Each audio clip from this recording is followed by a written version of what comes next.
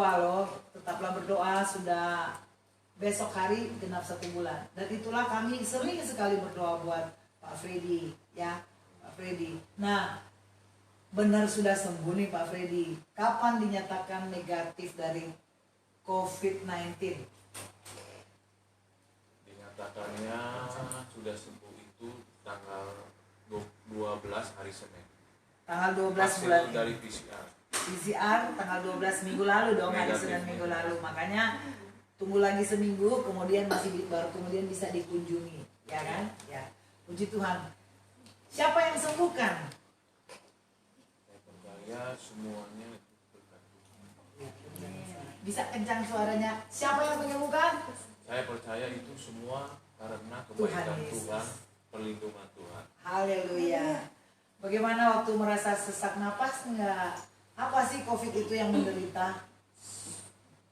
Sesak napas sekali kejadian di rumah sakit setelah saya hari menjelang terakhir dan ada pasien COVID baru. Ya. Satu kamar baru datang, satu kamar sama saya, dan itu paginya saya malam nggak bisa tidur, dan paginya itu saya tiba-tiba tersedak kayak orang tertutup pernapasan dan saya langsung bangun. Dan itu semua itu saya percaya Tuhan yang tahu. Ya. Tuhan yang memberi saya terjaga. Padahal waktu itu sudah minum obat tidur karena saya nggak bisa tidur. Sebelah saya batuk terus dari malam sampai jam 2. Jadi berapa lama kena COVID-nya? Saya paling lama dari Paling lama. Saudara paling lama. Saya hampir 24 hari. 24 hari. Hampir 10 hari isoma di rumah, 7 hari di rumah sakit. Saya pindah ke hotel, isoma di hotel 7 hari. Ya hampir 24 hari. Ya, puji Tuhan, tapi Tuhan sudah memberikan kesembuhan. Haleluya. Dan Ibu Lisien kan terpapar juga ya. Ada pengalaman bagaimana, karena Ibu Lisien juga kan ada sebelumnya ada sedikit sakit juga ya. Gimana bisa dijelaskan? Haleluya. Puji Tuhan, pertama-tama saya ucapkan terima kasih buat Bapa di surga, Dia yang segala-galanya buat kami, buat khususnya buat keluarga kami. Pertama-tama saya yang sakit duluan, tapi saya tidak tahu itu sakit apa. Saya ke dokter sudah 2 kali. Singkatnya dokter bilang cuma flu doang, flu tidak enak badan. Akhirnya terakhir anak saya yang kedua dia tes antigen. Ternyata pada saat tanggal 18 itu anak saya tes positif. Lalu dia telepon saya dan akhirnya kita semua tes pada malam hari itu dan kita berempat positif. Singkatnya cuma anak saya yang pertama yang negatif. Lalu setelah itu besoknya saya pergi ke rumah sakit Husada, saya tes PCR, ternyata saya positif dan anak saya positif. Singkatnya saya pergi ke rumah sakit dari MMC. Sampai malam saya disuruh rawat karena kebetulan tensi saya mencapai 174 pada waktu malam itu. Lalu dokter suruh saya rawat, tapi keadaannya harus tidur sendiri. Nah, saya paling fobia dengan tidur sendiri.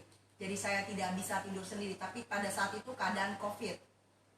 Singkatnya akhirnya dokter bilang harus saya di CT scan, toraks segala macam, tapi kalau hasilnya jelek saya mau tidak mau harus dirawat. Puji Tuhan, pada saat itu saya sudah tidak tahu lagi harus bagaimana. Itu semua hanya kemurahan Tuhan saja buat diri saya. Saya sudah mengalami sesak juga, tapi pada saat itu saya juga tidak tahu harus bagaimana, benar-benar tidak tahu. Akhirnya singkatnya jam 12 lewat pagi ya, hasil keluar dan dokter, puji Tuhan, saya berdoa, saya bilang Tuhan, saya tidak mau dimasukkan rumah sakit karena saya tidak harus tidur sendiri gitu. Dan pada saat itu suami juga tidak ada, anak saya yang lain juga tidak ada, dan cuma ada saya dan anak saya yang kedua. Singkatnya akhirnya hasil saya baik dan dokter bilang saya boleh isoman. Nah, sedangkan saya pulang, saya tidak pulang. Pada saat itu saya telepon suami bilang semua akhirnya tes dan semuanya ternyata puji Tuhan positif. Semuanya positif dan saya tidak bisa pulang karena keterbatasan isoman itu harus satu kamar satu orang. Akhirnya saya pergi ke rumah sakit Royal Progress dengan anak saya yang kedua. Saat itu saya sudah tidak pulang dari tanggal 19. Akhirnya saya isoman di hotel dengan rujukan dari rumah sakit Royal Progress. Puji Tuhan selama saya di sana mengalami sesak napas ada 2-3 kali karena saya ada pernafasan kena COVID di paru-paru sebelah kanan. Katanya ada flek-flek putih. Itu dari virus COVID-nya. Saya di sana berdoa ya cuma kerjaannya cuma berdoa, makan dan tidur, tapi saya tahu itu semua hanya karena kemurahan Tuhan. Setelah saya menjalani isoman kira-kira 9 hari, hari ke-10 saya tes PCR, puji Tuhan saya negatif dan anak saya negatif. Jadi saya langsung pulang pada tanggal 29. Nah, saya pulang tanggal 29, di rumah 3-3-nya positif. Akhirnya saya lihat suami saya bawa pergi ke rumah sakit Mayapada. Nah, dia di sana diperiksa lalu diobatin oleh dokter. Puji Tuhan saya tahu ini semua hanya karena kemurahan Tuhan. Sampai saat ini semua keluarga saya semuanya sudah negatif. Puji Tuhan, saya tahu itu hanya karena kemurahan Tuhan. Terima kasih. Iya. Amin. Pak Freddy waktu di rumah kan ada dikatakan 10 hari di rumah. Ngapain aja di rumah? Apa yang dilakukan buat bisa memotivasi? Mungkin ada yang sakit, ngisi waktunya kan Pak Freddy biasa rajin baca Alkitab nih. Atau apa mungkin apa yang membuat Pak Freddy bilang Tuhan, berarti ada sesuatu dong yang dikatakan. Saya waktu isoma di rumah, ya sama kerjaannya cuma tidur. Cuman sempat kerja, cuman tidak aktivitasnya tidak full, cuma memerintahkan doang. Setelah itu saya malamnya dan waktu itu pernah dengar kabar waktu anak saya yang dinyatakan COVID itu kan Jumat malam. Terus semua dites itu kita semua berempat positif. Satu anak saya yang sulung tidak. Besokannya saya dengar kabar yang bikin saya kaget. Sampai saya nangis pagi-pagi. Bibi saya yang merawat saya, tante ya. yang merawat saya dari kecil itu meninggal. Dan saya waktu itu sudah mau datangin ke rumah duka di Usada karena berdekatan. Kebetulan juga saya mau diperiksa PCR nanti di sana hari itu. Temen istri bilang nggak usah, cuman ya saya bilang Tuhan saya nggak bisa lihat, tapi saya bilang Shock lah ya. tapi saya bilang ya saya sampaikan doa aja. Dan itu saya bilang hanya ini yang saya bisa Tuhan, karena keadaan saya. Dan waktu saya di rumah saya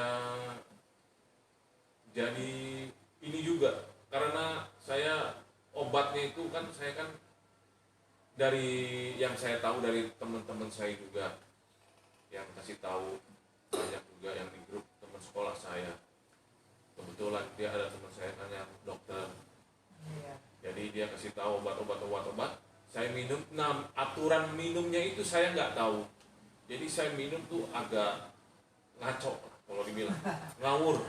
Nah sempat pada saat malam menjelang istri saya itu dites PCR, apa mau menjelang pulang itu malamnya itu saya sempat vertigo. Dan itu saya panggil anak saya yang kecil, yang bungsu, Berdoa. untuk bantu saya. Mau ke kamar mandi, saya mau buang air kecil. Itu nggak bisa saya. Saya dipegangin Dan itu waktu itu saya sudah nggak kuat, pikiran saya cuma satu, Tuhan, apa nih Tuhan yang saya harus lakuin? Kayaknya saya nggak bisa buka mata ini. Nah, teringat saya waktu itu, saya pikir ini mirip seperti saya pergi mancing ke tengah laut, karena muter. Jadi saya waktu itu sempat pikiran, wah saya keluarin aja dah, ini saya muntahin untuk supaya bisa menetralkan vertigonya. Dan saya waktu itu sekali saya muntahin, saya langsung balik lagi ke kamar tidur. Saya langsung oksi sama anak saya yang bungsu, mungkin disuruh mamanya, suruh oksi saya turun jauh 93. Dan tensinya saya cari-cari, nggak taunya dibawa sama istri untuk dipakai di isoman di hotel. Dan saya waktu itu, waduh, gimana ya? Saya bilang, cuman ya waktu itu saya kepikiran lagi, wah saya harus keluarin lagi dah, kedua kali. Dan itu legaan saya, langsung membantu. Dan saya langsung tidur itu sampai jam 1 malam. Saya bangun jam 1 itu, puji Tuhan, saya periksa oksi langsung 98. Saya bilang sudah tidak vertigo lagi, puji Tuhan. Saya bilang terima kasih Tuhan tolong. Dan saat itu saya langsung mengucap syukur. Saya langsung ambil Alkitab, saya baca. Dan saya saat itu saya baca lumayan banyak sendiri kan. Dan untuk mengucap syukur. Haleluya. Jadi pengalaman terpapar COVID ini luar biasa ya. Ya. Mengakui bahwa karena Tuhanlah bisa sembuh. Ya. Menjelang maut, tapi Tuhan mengambil kita. Amin. Untuk menyelamatkan. Iya. Ya, gak gampang ya, tapi diberi hidup, kemurahan Tuhan ya. Makanya Amin. Jangan sampai waktu sehat kita lupakan Tuhan. Ini jadi pelajaran buat kita semua bahwa Bapak Freddy dengan istri serta ketiga anaknya yang sudah remaja, pemuda, toh bisa terpapar. Padahal mereka menjaga, begitu luar biasa menjaga supaya tidak terjadi apa-apa. Masuk sini pun harus diperiksa segala macam apa. Ternyata Tuhan izinkan. Yang penting sudah ikut prokes, protokol kesehatan. Tetapi kalau memang terpapar, itu kehendak Tuhan, seizin Tuhan. Dan puji Tuhan, mujizat terjadi. Haleluya. Amin. Mujizat terjadi. Banyak orang yang mendoakan. Dari pihak gerejanya, dari keluarganya, bahkan ada cicinya Ibu Syan yang telepon ke saya juga ingatin doakan. Ya, Ibu Lanlan ya. Dan juga banyaklah teman-teman juga, kenalan Bapak Freddy yang mendoakan. Jadi doa itu luar biasa. Oleh sebab itu saya ingin kita buka di dalam kitab Yakobus, surat Yakobus pasal yang ke-5. Ya, ada ayat yang ke-13. Yakobus pasal yang ke-5 ayat yang ke-13, kemudian ya lompatlah ya ke ayat 16. Yakobus pasal yang ke-5 ayat yang ke-13. Kalau ada seorang di antara kamu yang menderita, baiklah ia berdoa. Kalau ada seorang yang bergembira, baiklah ia menyanyi. 14. Kalau ada seorang di antara kamu yang sakit, baiklah ia memanggil para penatua jemaat, supaya mereka mendoakan dia, serta mengolesnya dengan minyak dalam nama Tuhan. Dan doa yang lahir dari iman akan menyelamatkan orang sakit itu, dan Tuhan akan membangunkan dia. Dan jika ia telah berbuat dosa, maka dosanya itu akan diampuni. Nah, ini ayat 16. Karena itu hendaklah kamu saling mengaku dosamu dan saling mendoakan supaya kamu sembuh. Dan doa orang yang benar bila dengan yakin didoakan apa? Sangat besar kuasanya. Jadi kita yang berdoa, Bapak Ibu, Bro and Sis yang berdoa juga menunjang pelayanan ini, engkau juga sudah mendoakan, sudah saling mendoakan, dan hasilnya luar biasa. Banyak orang yang mendoakan, dan kalau saling mendoakan itu luar biasa. mengaku dosa, otomatis dengan keadaan begini biasanya kan mengaku dosa, Tuhan ampuni saya kalau ada salah ini, Tuhan ingatkan ya, itu perlu. Dan hasilnya jelas, doa orang benar besar kuasanya. Amin. Amin, haleluya. Itu yang kita bisa dapatkan. Jadi buat semua yang sakit, yang mengikuti acara ini ataupun lagi menderita, lagi ada dosa-dosa yang diingat, mengaku, minta ampun ke Tuhan, dan juga percaya pada Tuhan. Ketika di susahnya bernapas, mereka panggil nama Yesus, dan itu benar, saudara. Ini bukan karena kesaksian, memang biasa keluarga ini suka bersaksi. Kalau kami ketemu bersaksinya panjang lebar.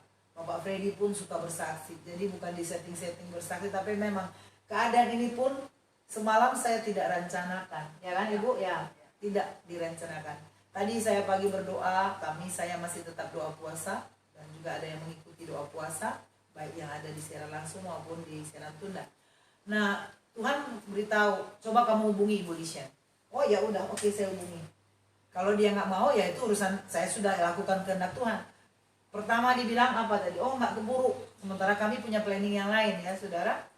Akhirnya beliau katakan, oh ya udah jam 1, jam 2. Kami sendiri datang jam 2 lewat.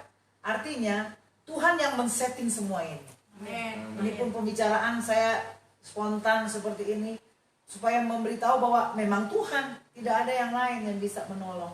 Amin. Istri yang diharapkan oleh Pak Freddy masuk rumah sakit. Ibu Lisian yang nggak biasa sendiri harus dengan suami, harus di rumah. Wah, terpisah kan? Ternyata Tuhan maha hadir. Amin. Amin. Tuhan hadir di tengah-tengah kesusahan Pak Freddy, penderitaan. Tuhan hadir juga di rumah sakit untuk menemani Ibu Lisian dan anak yang kedua. Tuhan Yesus luar biasa. Dia pun hadir dalam hidup kita dimanapun kita berada.